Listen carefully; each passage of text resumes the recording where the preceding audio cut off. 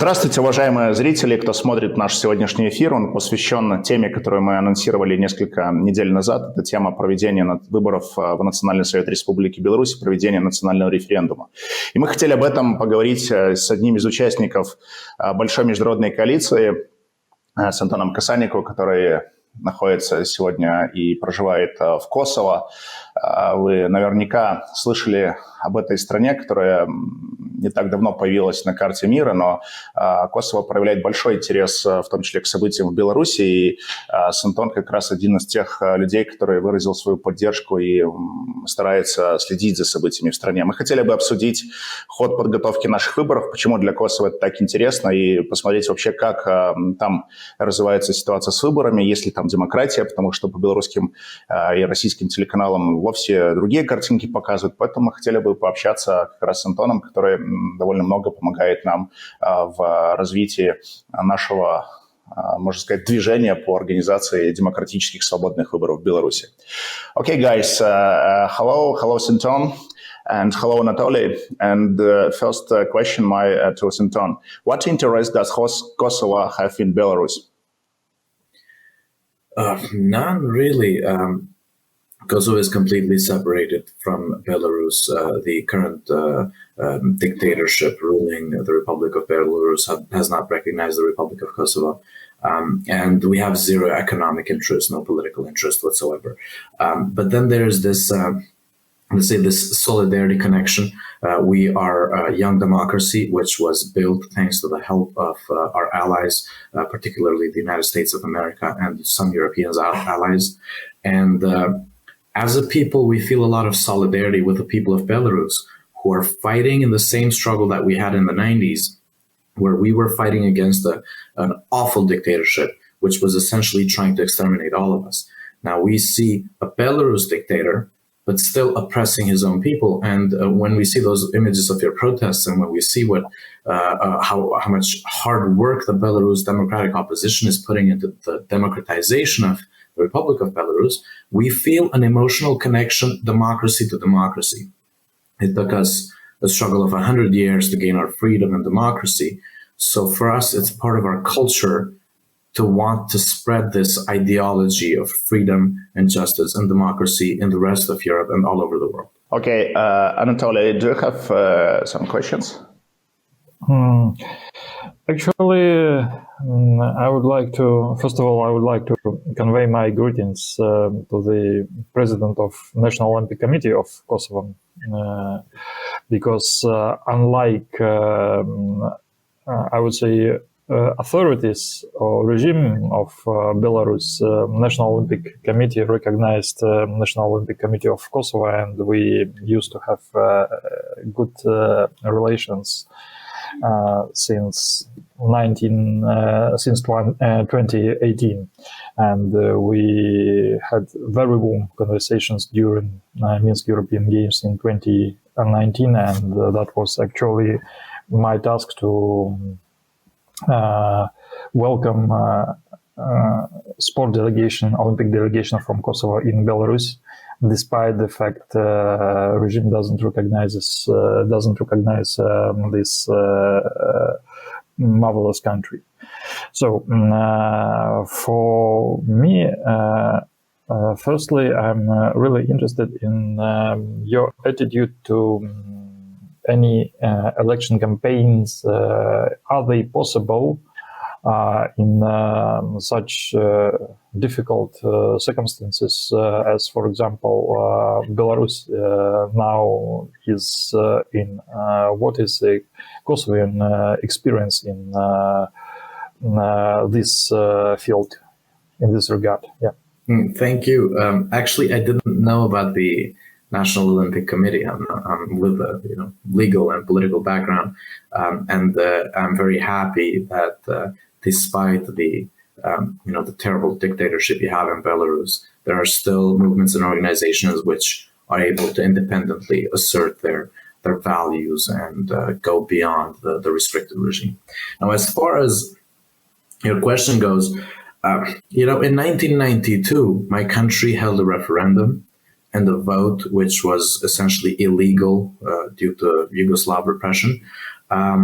but our people wanted to assert their democratic willpower. So these political movements and organizations that we had at the time, much like your democratic opposition, they organized this illegal referendum and election.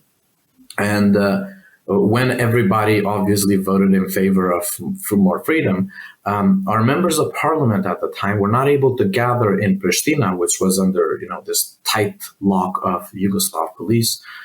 They moved to Kacaniku, this really small town southeast of Kosovo, where there were essentially means to have protection by local Albanian communities who would be, let's say, willing to protect our members of parliament from a police incursion. And essentially that's where we had this vote, this enactment of the constitution, which had zero legal value because we were still oppressed and Yugoslavia still didn't recognize us. But it was a message to the rest of the world that this is what the people think, this is what the people want, independently of how much force you utilize to disable people from exercising this democratic will. It is a matter of historic record. So since then, as we saw the oppression getting thicker, the people started mobilizing. And, in 1998, we had essentially our armed uprising to gain liberty. And thanks to our Liberation Army and to our NATO allies, particularly the United States, we gained our freedom. But a lot of that would not have been possible had we not in time organized the referendum to truly show what the people think. Because if you ask the authorities in Belgrade, they would have said, the Albanians are happy being second-class citizens and, they like being killed because that's what they're used to getting. So in the case of the Belarus Republic, I see a large advantage thanks to modern technology, because now you don't have to, secretly and under police pressure organize and get people to vote. You can do it electronically, where people can just vote from their cell phones, from their devices. And if the regime blocks one mechanism of voting, you can always utilize multiple other ones. You can use Telegram, phones, websites, whatever, apps. So I think it's truly important to set this first step of an election and the referendum to show the rest of the world what the people of Belarus think. Because obviously the regime is not going to recognize it and the regime is not going to move on it. But you're showing your own people that the majority think alike, and you're showing the rest of the world that the people of Belarus are not happy with dictatorship. They want the same freedom the people of Poland have, because it's right next door. And young people nowadays are connected. You can't isolate a small community and tell them it's okay to be oppressed, because they have access to the internet. They want the freedoms of those kids in New York, and they deserve them.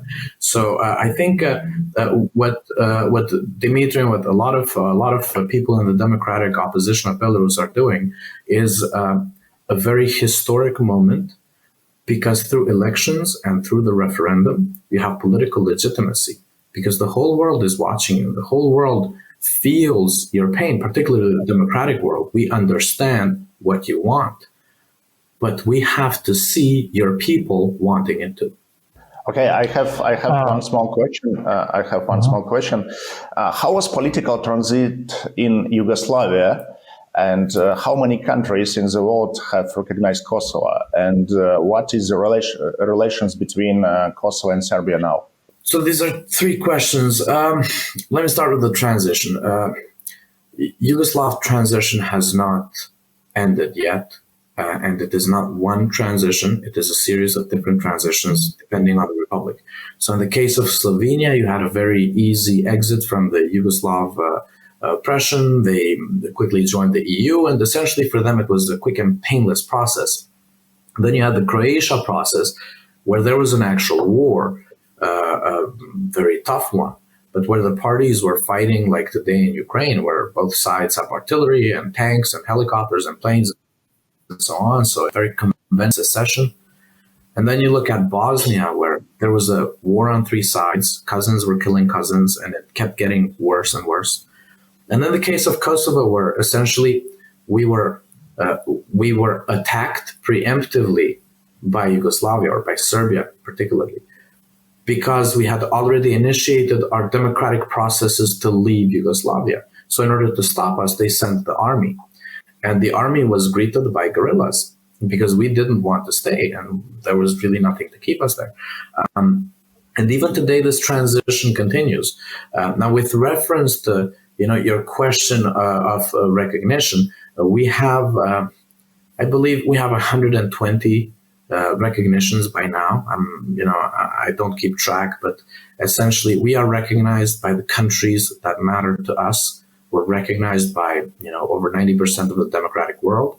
There are lots of countries which do not recognize us, like the Russian Federation, but we don't really care about that recognition. We don't really want Putin's Russia to recognize us. We want a new Russia to recognize us. We want a post-Putin democratic Russia to be a partner of ours. But beyond that, we don't need it. We don't need the recognition from China or North Korea or Iran, because as a people, as a government, as an idea, Kosovo stands on the democratic side of things, and we have no dilemmas. For us, it's not a matter of internal debate whether or not to side with Iran. We are against them. We are against the Ayatollahs. By default, we are in support of democratic processes, of democratic oppositions in Belarus, in Venezuela, in Iran, in Russia, in China. We care about the people who are essentially fighting for our God-given rights to decide our own fate. As far as the Kosovo-Serbia process goes, we're not fighting. Serbia pretends not to recognize Kosovo, but they have an embassy in Pristina, and we have an embassy in Belgrade. So there's a lot of politicking, but at the end of the day, the two governments are negotiating about some technical aspects, some practical ways of essentially how Serbia or how the Serbian president can sell to his own people this idea that they have been lied to for particularly the last 20 years, but in general for over 100 years, where they thought Kosovo is this historic Serbia, like Putin is doing with Ukraine now, pretending Ukraine is the original Russia, so therefore he has the right to invade it. And everybody knows it's very difficult for a Serbian government to explain to its people that they have been lying to them for decades, for over a century. So this whole process of negotiations is rather a process of getting the Serbian population accustomed to the idea that they were the bad guys historically. They were the ones who started wars with the entire region, tried to kill everybody who was not Serb. And it is time for them to accept that they have lost, and they need to recognize the region. They need to understand these are independent countries and you cannot touch them anymore. But more importantly, to also talk about ethnic minorities within Serbia, because we have an Albanian population in southern Serbia, which we call Eastern Kosovo, which is still there. And we don't have a territorial claim, but we want Serbia to give them human rights. We want Serbia to recognize their political rights to representation, which are now being violated. This region had up to three members of parliament in the Serbian parliament. Now they have only one. And even that one member of parliament barely made it because of sabotage from Belgrade. So I think, although on the international scene, there's this media publicity about this tension between Kosovo and Serbia, in fact, it is rather internal tension in Serbia because Kosovo is stable. We have no internal problems. I can go up to my prime minister in person and say, Albin, I disagree with you. And I did it and I do it. And I do disagree with him. And I don't get arrested. I don't get sent to jail because this is a democracy. I have every democratic right to express my opinion. People cannot do that in Serbia. So obviously there's this internal, this internal difficulty which the Serbs have, much like the Russians have, where the authoritarian leader cannot tell his people they have lost a battle, because if he does, some crazier guy will take his place. So right now, I think we're essentially in a process where Serbia has to make it look like they are winning something in order to go tell the truth to their people about Kosovo.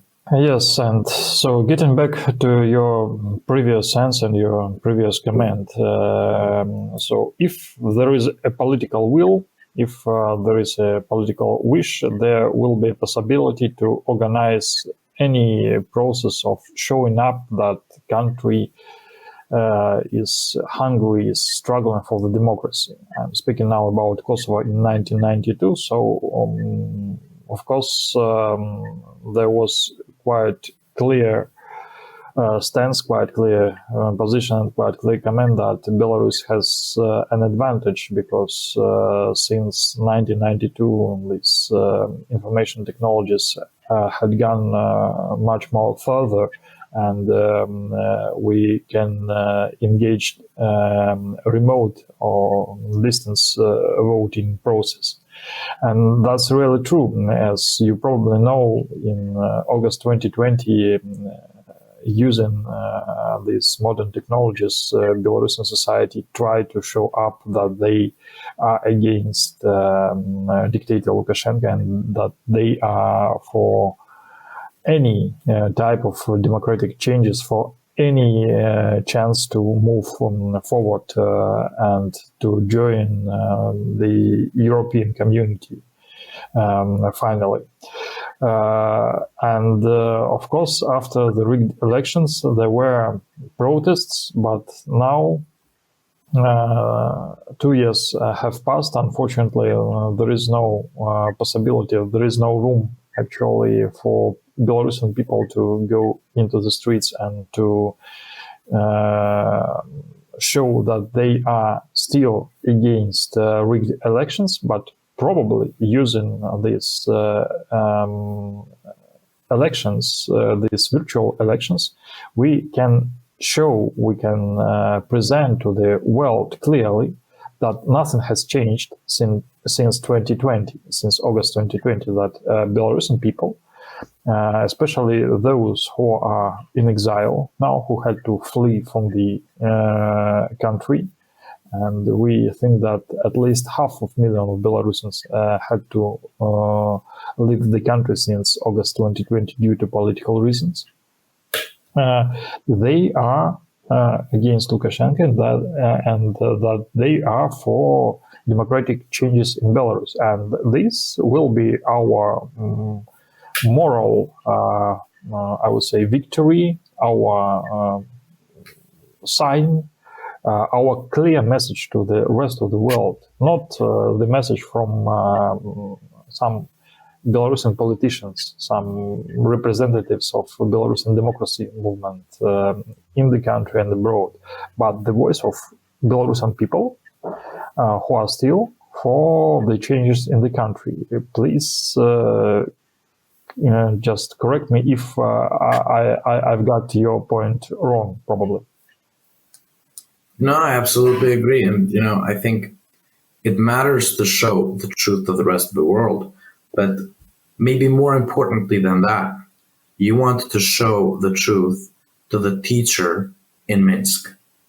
You want to show the truth to a Belarus police officer who was used to get rid of democratic protests. You want them to see the majority of the society is in favor of democracy.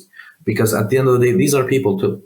A dictatorship cannot sustain itself when its own security apparatus, when its own educational apparatus, when its own propaganda system starts to crumble because the people inside it start realizing the truth. Because even those police officers slowly start to understand they were on the wrong side of history once they see the majority of the people's democratic will. As you said, it's a moral victory, but maybe more importantly than the international aspect of it, it would be a moral victory domestically to show to the people of Belarus what the other guy thinks, what their neighbor thinks, what their relative thinks. Because eventually those few people sustaining the system, they will start having doubts. They will start thinking whether what they are doing is morally right, whether they as a minority have a right to, let's say, oppress the majority, but also to tell the majority what to think, what to do, and how to act. And, this way you sow the seed of dissent. Eventually, that police officer will not have the willpower to oppress future protests. And those protests will be more peaceful and more massive because these very people who are tasked to repress them will do a lousy job because they will just simply not believe in the task they are given. And I think, eventually these post-communist systems, eventually they all crumble from within. Once you have this, let's say, public show of democracy, there's this essentially this festival of human freedom through elections. The people inside the system start looking at the big boss in a different way, and they think of getting rid of him so they can sustain their own position in the new system. So from what I've seen from the historic record, the vast majority of these communist regimes were dismantled internally from people second and third in command, because they realized it's better for them to get rid of the dictator and facilitate democracy than for everybody to go to prison, or even worse, go to the guillotine. And one more point, I would like you to probably to say something to dwell on more deeply. You've said that you're not seeking for recognition from autocracies, and probably this is also a way for Belarus and other countries who are trying to get rid of their autocracies, not to seek for recognition from different foreign countries which are actually closer to dictatorship or to autocracy regimes, and to be quite happy if they gain, I don't know, 50, 80 or 90 recognitions from normal countries which are normally treated as democracies. What can you say more on this topic? Because I think that this is some part of the solution, because different countries, new countries and new democracies are seeking for recognitions. And of course, for some, I don't know, for some time, especially in our region, post-Soviet countries, were seeking for recognition of the results of the election only in one capital, in Moscow. And Ukraine, Moldova, Georgia, and other countries who had made their decision to go forward to democracies, they changed their mind and they are searching for recognitions in the world of democracy. Please. Thank you. Well, for one, I just want to stop on the Moscow topic for a second. In the past, it may have made sense for countries neighboring Russia to seek a solution in Moscow because of their position as a regional power, a regional influence. But those days are over. There's no more regional Russia. There's no more superpower or power in Russia. Russia is not able to win a war against Ukraine, while it holds some of the most massive nuclear warheads the world has ever seen. Russia does not exist as we remember it anymore. Now, I grew up with this idea that Russia was really weak under Yeltsin, but we had no idea it's even worse under Putin because of all the propaganda, this whole machinery that spun the story of this Russia that is a force that has to have a seat at every table. That time is over. And now from the perspective of Belarus, I think it's more important for Belarus to have, or for, let's say, a government in exile or a democratic government of Belarus to be recognized by Poland than by 20 countries in Africa or Latin America. I think it's very important to have quality recognitions of countries who are your trade partners, of countries who share certain historic aspects with you, who understand your culture, who understand your economy, who understand your people, and with whom essentially you're going to have an exchange of some sort. And when you look at Taiwan, Taiwan has only about 20 recognitions, but of countries that matter. And then some others which do not formally recognize Taiwan still have to buy their chips there because really there's no other place to get them. So I think just the number of recognitions is totally unimportant. as far as I am concerned, as a representative of the Republicans of Kosovo or of the Institute for Freedom and Justice, we would have done fine with 4 or 5 recognitions as long as we have the United States and the United Kingdom and Italy and Turkey and now Israel. We're fine, because at the end of the day, we don't really need the recognition of some countries, all due respect, with some countries in Africa and Latin America, with which we have no trade, no international cooperation, no real exchange whatsoever. It's just that they recognized us because we lobbied them and because they understood, because these are all post-colonial societies. Even if it's a dictatorship, they still understand our suffering from the past, so they recognized us. But I think the more important recognition comes from Germany, in our case, and as well as in your case as well. I hope the general result of the upcoming election of Belarus will be the creation of a democratically legitimate national council, which will start getting recognitions which are of high quality. Because what you want is Warsaw to deal with your legislative body instead of the fake legislative body of Lukashenko.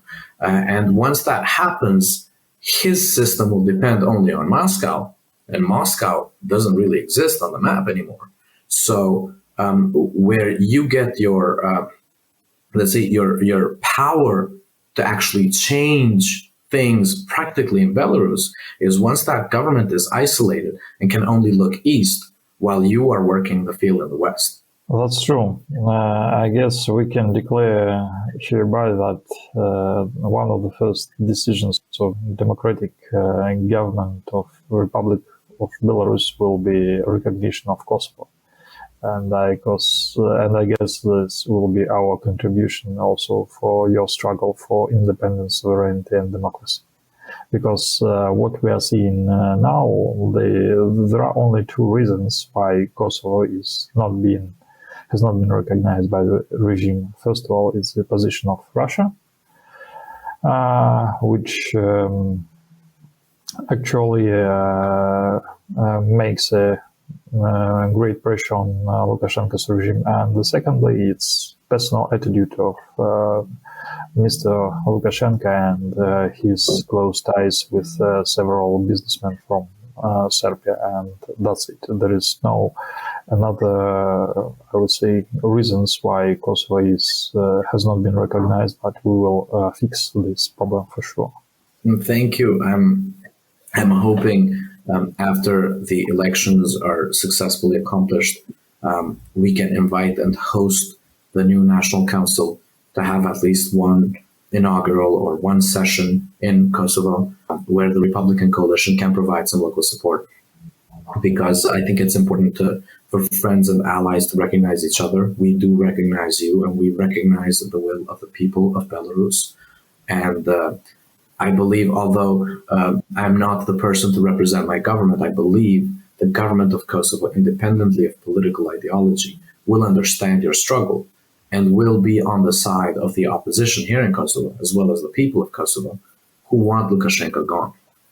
And we want you to succeed. Therefore, I think you're going to have a very easy relationship with the Albanians, both in Kosovo and in Albania, as well as with our Montenegrin and Macedonian friends. And I am hoping countries like Poland and Ukraine and the Baltics will share the same sympathy and will not just be friends off the record, but will formally National Council, which derives from these actions. I think it's important for us to support one another when it matters, not just with words, not just with, practical help, but with full declared recognition of your government as legitimate.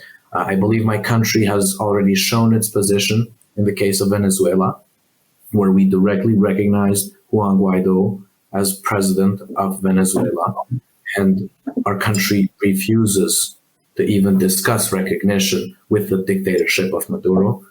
I'm hoping we can have the same with Belarus, and I'm hoping other countries will follow suit.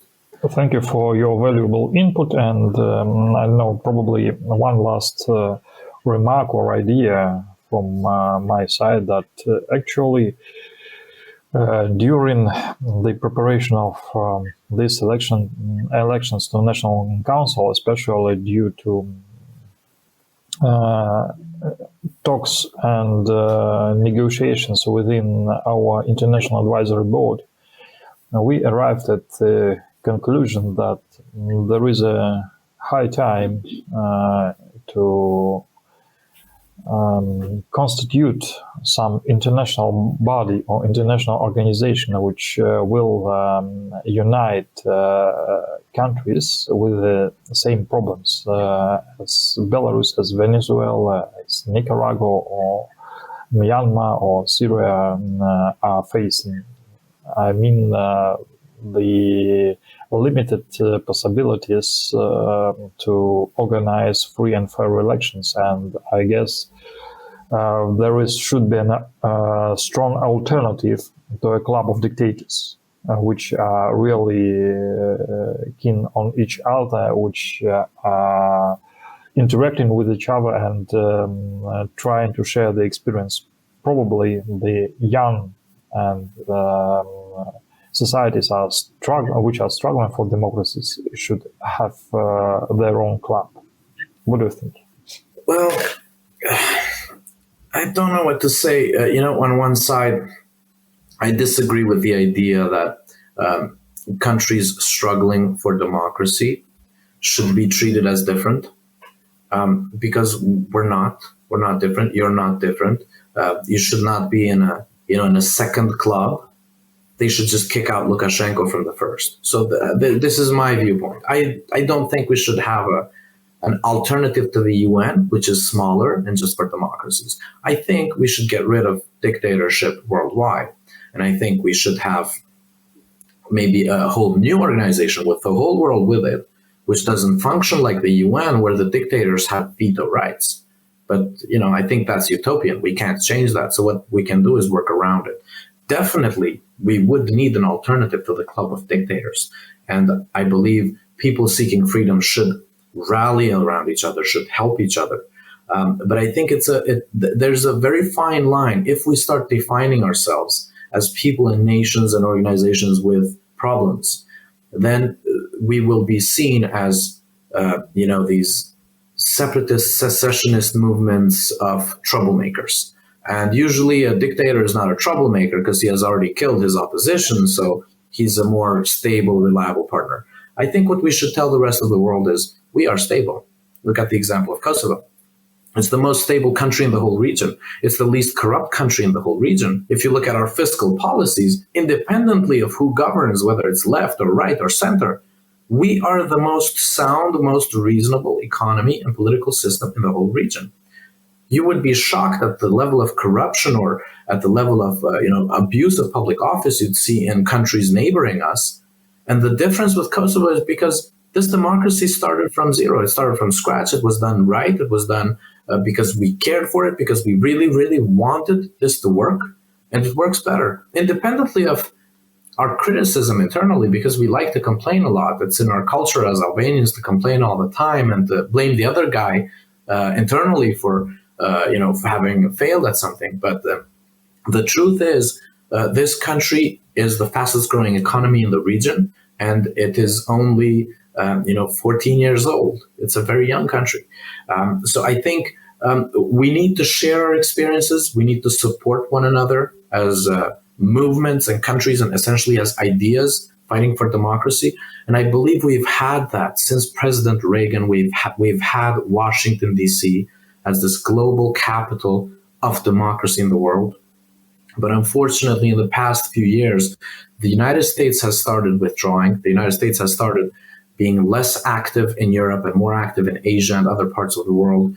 And I think maybe what we need to focus on, particularly as Europeans, is how to draw back the United States into our region, because we know the Germans are not going to help us. We know they still want that Russian gas, but there is one large representative of democracy in this world, the United States of America, which does care, because this is the ideology that keeps America great.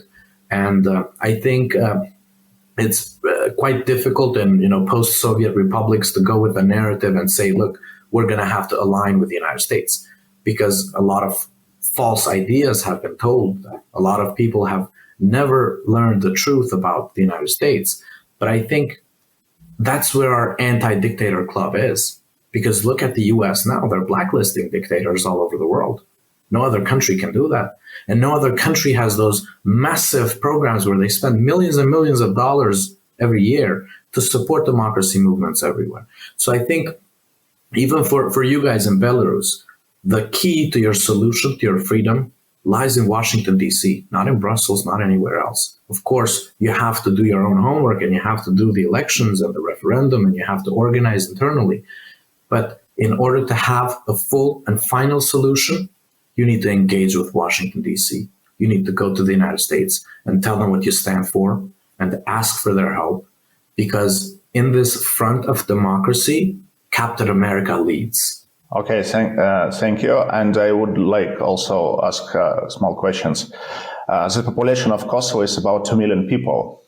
And can you describe the economic situation in Kosovo? And is it Kosovo now popular among tourists?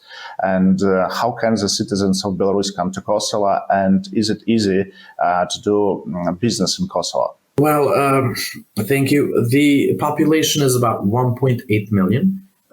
We are not the most attractive tourist area in Europe, and this is the truth.